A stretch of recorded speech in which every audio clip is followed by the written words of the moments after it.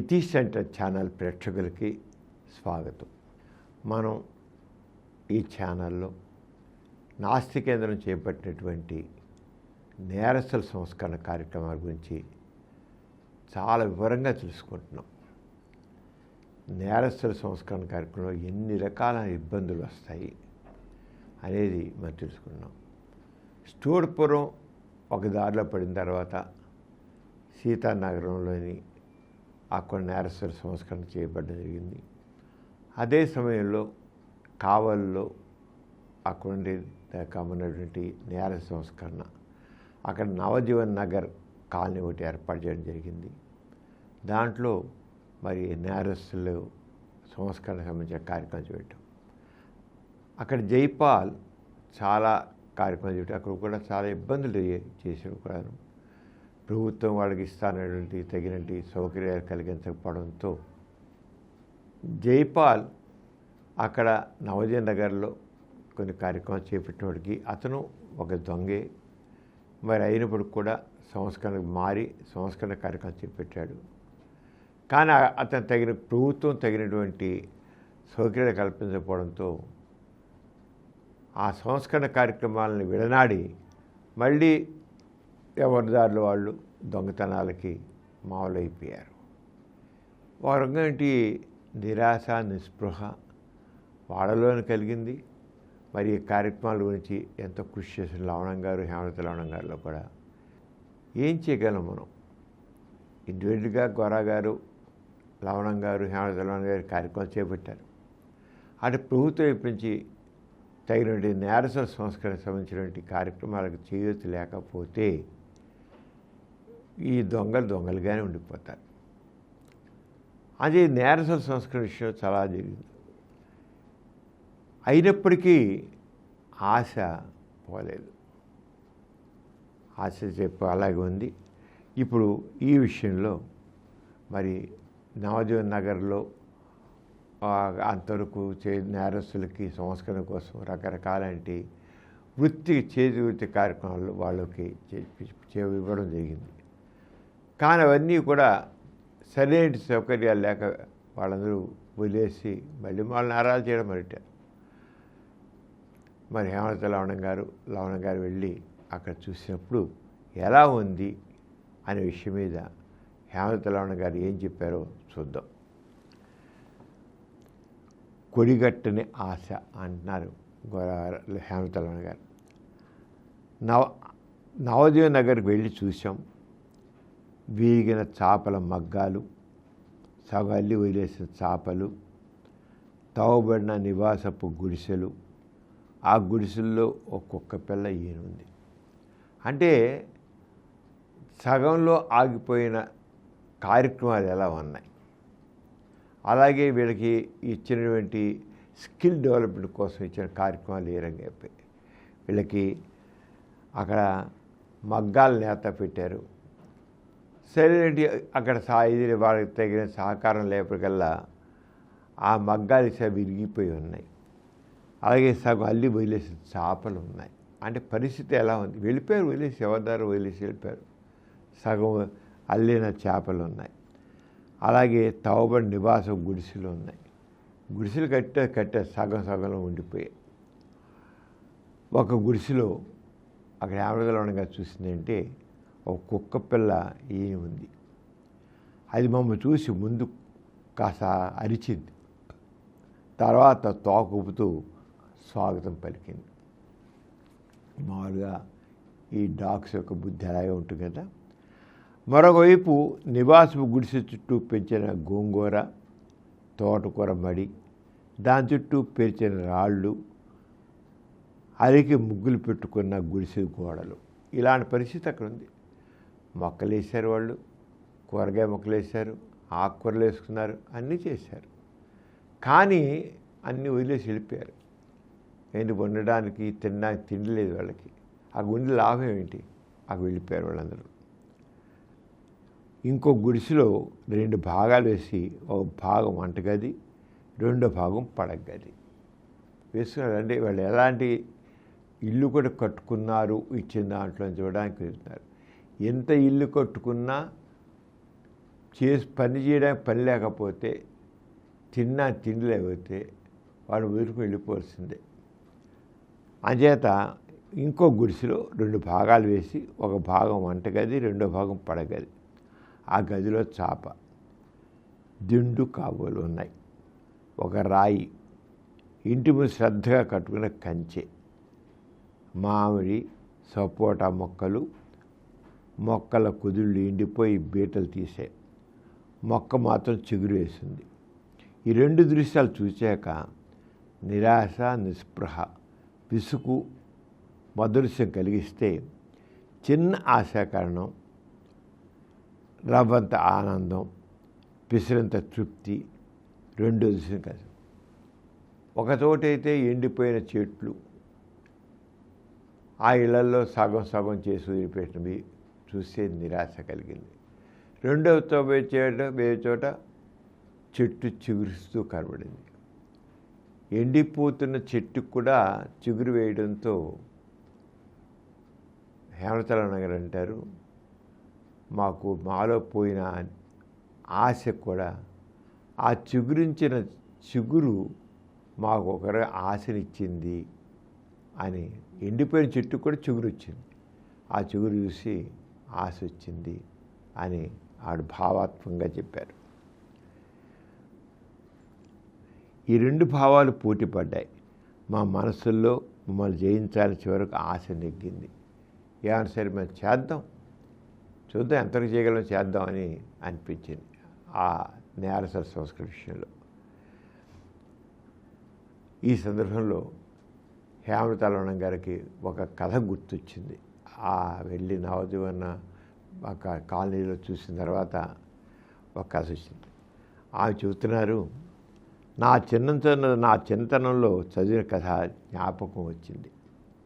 Gene ఒక దొంగ పేరుది. Gene అనేది ఒక భయంకరమైన దొంగ పేరు. అతను జీన్ భయంకరమైన దొంగగా పేరు. అతని పేరు వింటేనే చిన్నపిల్లలు సైతం భయపడతారు. ఎన్నో నేరాలు చేశాడు అతను, ఎన్నోసార్లు జైలుకు వెళ్ళాడు. ఒకనాడు రాత్రి తలదాచుకోవడానికి అతను గుహలోకి వెళ్తాడు. అతను దొంగతనాలు చేస్తున్నాడు, పెద్ద దొంగతనాలు చేస్తాడు, దోపిడీలు చేస్తాడు. అతను ఒక రోజున అనుకోకుండా తలదాచుకొస్తున్నాడు, ఎక్కడో దొంగతనం చేయడం వెళుతున్నాడు. కానీ పోలీసులు అడ్డుపడేట్లున్నారు. అది వెంటనే ఒక ఇంట్లో దూరాడు. కనీసం అక్కడ ఆ పోలీసులు కన్ను కప్పేసేసి తను దాక్కోవడానికి వీలుగా ఉంటుందని. అంచేత ఒకనాటి రాత్రి తలదాచుకోవడానికి అతను ఒక గృహంలోకి వెళ్తాడు. ఆ గృహం ఒక బిషప్ది. జీన్ను చూసి లోపలికి ఆహ్వానిస్తాడు బిషప్. రమ్మని ఎవరో అతిథి వచ్చాడు కొని లోపల రమ్మని ఆహ్వానించాడు. అతను ప్రసిద్ధి చెందిన దొంగని బిషప్కి తెలియదు. అతని పేరు చిరునామా అడగడు బిషప్. ఆగంతుకునికి కావలసింది ఆహారం, వెచ్చటి పడక. మరి అంతే కదా, తలదాచుకోవడం వచ్చాడు కదా, అతను కావాల్సిన ఆహారం, వెచ్చటి పడక. ఆ రాత్రి బిషప్ అత్యంత స్నేహపూర్వకంగా అన్ని సౌకర్యాలు సమకూర్చుతాడు అతిథికి. మరి అతిథి వచ్చాడు కదా, అతిథికి అతను ఎవరో అడగలేదు, ఏం చేయలేదు. కానీ అతనిలో ఉన్నటువంటి ఆ మానవత్వంతో అతనికి ఏదో తలదర్చడానికి ఆ అవసరం ఉందన్నాడు కనుక అది చేశాడు. మన్నాడు ఉదయం బిషప్ లేవకముందే అతిథి వెళ్ళిపోయాడు. మరి చెప్పప్పుడు వెళ్ళిపోయాడు. రాత్రి అంతా బిషప్ చేసేవాడికి అంటే దొంగ బుద్ధి దొంగదే కదా. మరి కనీసం ఉదయపు ఉపాహారమని ఇవ్వలేకపోతేనే, కనీసం బ్రేక్ఫాస్ట్ అని పెట్టలేకపోయానని బిషప్ ఫీల్ అయ్యాడు. అతిథిగా అవుతామని వెళ్ళిపోయాడే బిషప్, విని బ్రేక్ఫాస్ట్ చేస్తే బాగుండేది అనుకున్నాడు. ఆ సాయంకాలం పోలీసులు వచ్చి 2 వెండి దీపపు సెమ్మెలు చూపి ఇవి మీవేనా అంటారు. బిషప్ వాటిని తనవే అంటాడు. అంటే దొంగ పట్టుకుపోయాడు వాటిని. కానీ ఇతని కంప్లైంట్ ఇవ్వలేదు. అయితే ఇదిగో వీడు పెద్ద దొంగ జీన్వాల్, ఇవి మీ ఇంట్లో దొంగిలించారు, వీడిని అమ్మబోతుండగా పట్టుకున్నాం అన్నారు పోలీసులు. ఇదిగో వీడు పెద్ద దొంగ పట్టుకొచ్చాడు కదా, వాడు ఎక్కడైతే వెండివి అమ్మబోతుంటే వాడిని పట్టుకున్నారు వీళ్ళు. జీన్వాల్ని తీసుకొచ్చి ఇదిగో వీడే పెద్ద దొంగ అన్నాడు. రాత్రి ఎవరైతే అతిథి అనుకుని తాను ఆతిథ్యం ఇచ్చాడో వాడు పెద్ద దొంగని, జీన్వాలని అని చెప్పాడు. చెప్తే మరి మామూలు అయితే నేను ఇంత ఇదిగా ఆతిథ్యం ఇచ్చానే, వీడు ఇంత ఇదిగా చేశాడా అని అనాలి. అంటాడు ఎవరైనా, నేను ఎంతో ఒక అతిథి అనుకుని ఆతిథ్యం ఇచ్చాను, దొంగ మొండ కొడుకు నావి ఎత్తిపోయాడు, వీడైనా ఎత్తిపోయింది నావి అని అంటాడు ఎవడన్నా. కానీ ఆ బిషప్ అలా అనలేదు. బిషప్ చిరునవ్వుతో అవి నేనే జీన్వాల్ జీనుకు బహుమానంగా ఇచ్చాను, ఇవి ఇతనివే అన్నాడు.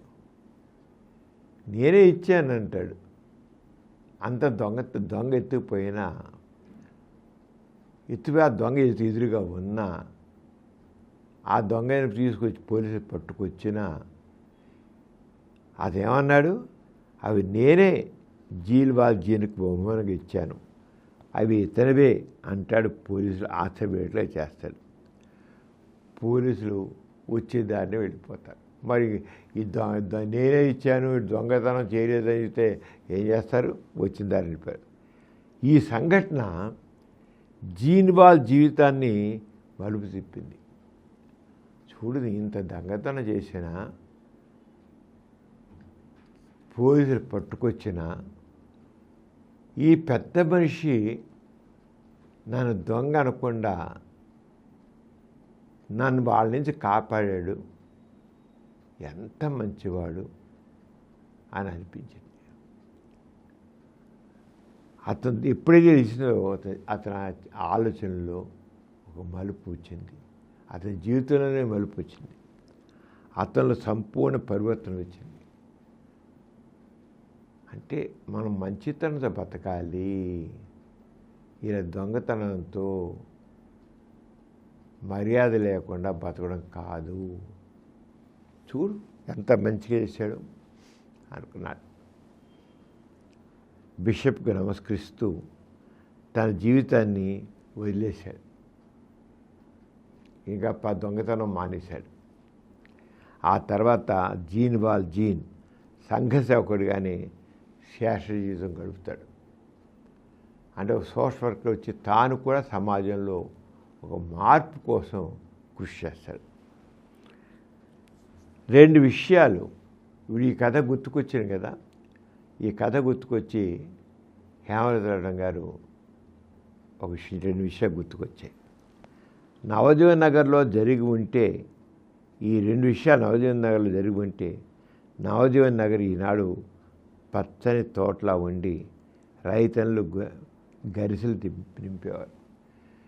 ఈ విధంగానే అక్కడ పోలీసు వాళ్ళు కానీ అక్కడ ప్రభుత్వ అధికారులు కానీ ఆ బిషప్ లాగానే వ్యవహరించి ఉన్నట్లయితే వాళ్ళు దొంగతనాలు చేసినా ఇంకోటి చేసినా క్షమించి వదిలేస్తే ఆ జీన్వాల్ ఏ రకంగా మారాడో వీళ్ళు మారుండేవాళ్ళు అని అనిపించింది.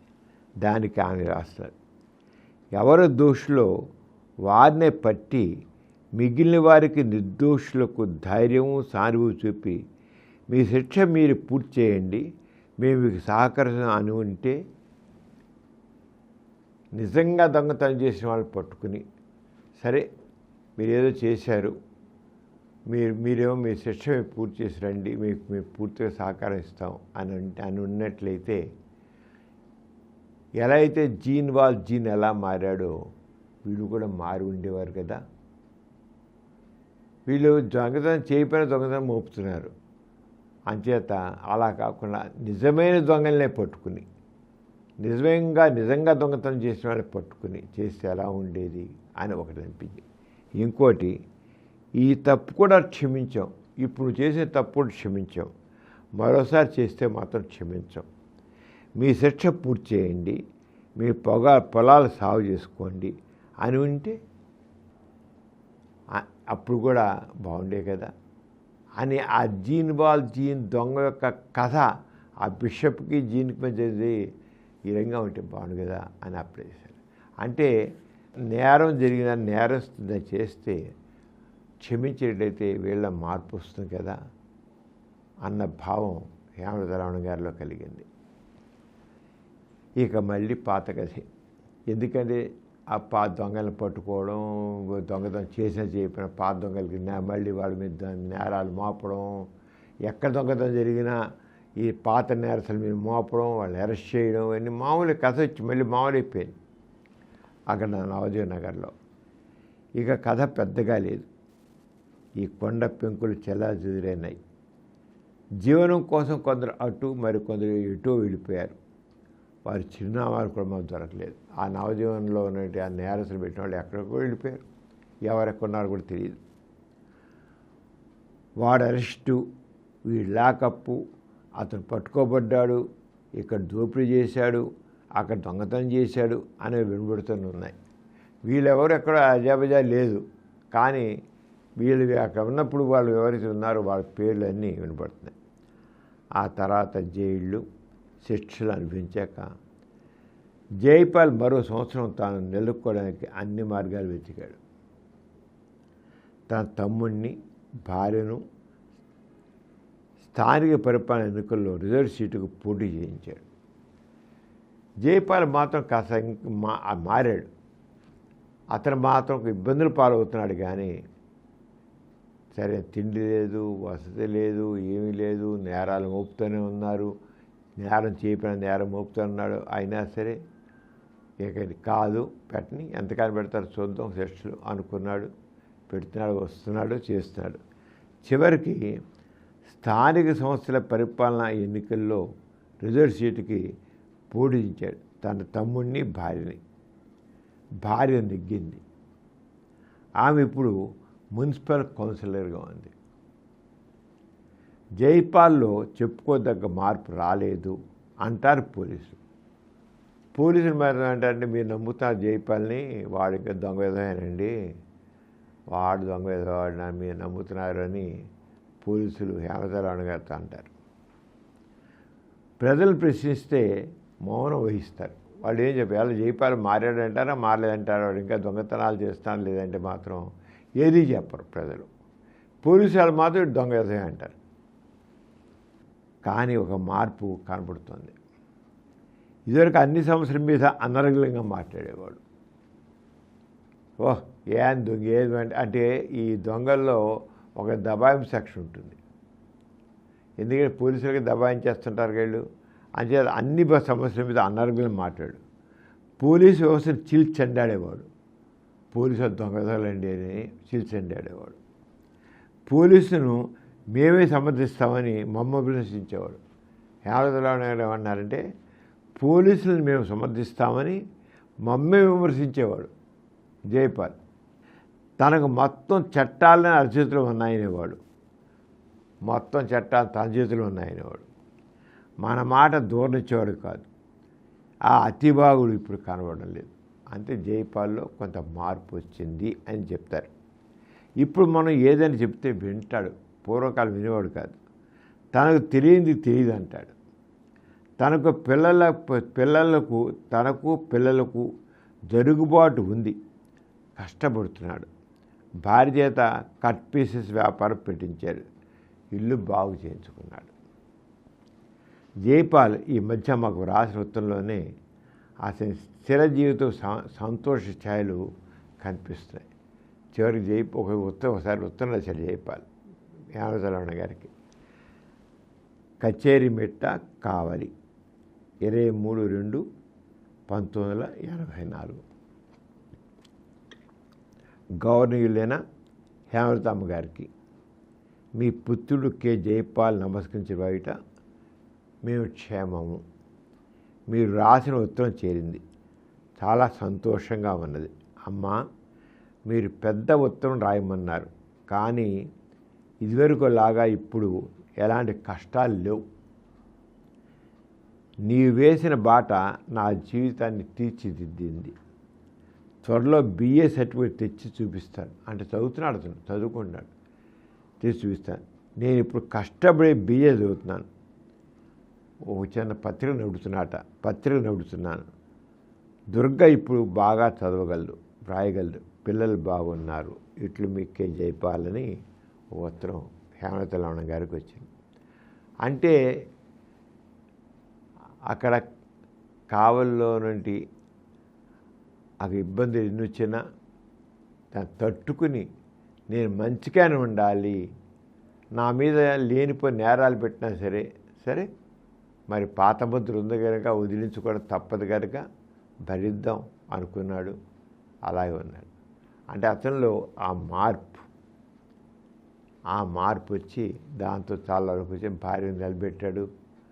మరి అక్కడ నెగ్గింది ఆవిడే. ఆ రంగా స్థానిక పరిపాలన సంస్థలు నెగ్గింది కూడాను.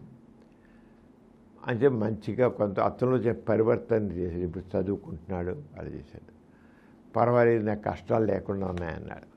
మరి ఇక్కడ ఇలా ఉంటే పీట్ల ప్రసాద్ అని కూడా ఉన్నాడండి. ఆయన పెద్ద నేరస్తుడే, పీట్ల ప్రసాద్. అతని పరిస్థితి ఏంటి? అతను నేరస్తుడికి ఎందుకు మారాడు? పీట్ల ప్రసాద్ నేరస్తుడికి ఎందుకు మారాడు? మారడానికి కారణం ఏమిటి అనే దాని గురించి మరి అతనిలో మానసిక పరివర్తన వచ్చిందా రాలేదా ఈ విషయం గురించి నెక్స్ట్ ఎపిసోడ్ తెలుసుకున్నాం. అందరూ సెలవు. మరి నమస్తే. ఈ కార్యక్రమం మీకు ఎంతో నచ్చింది కదా.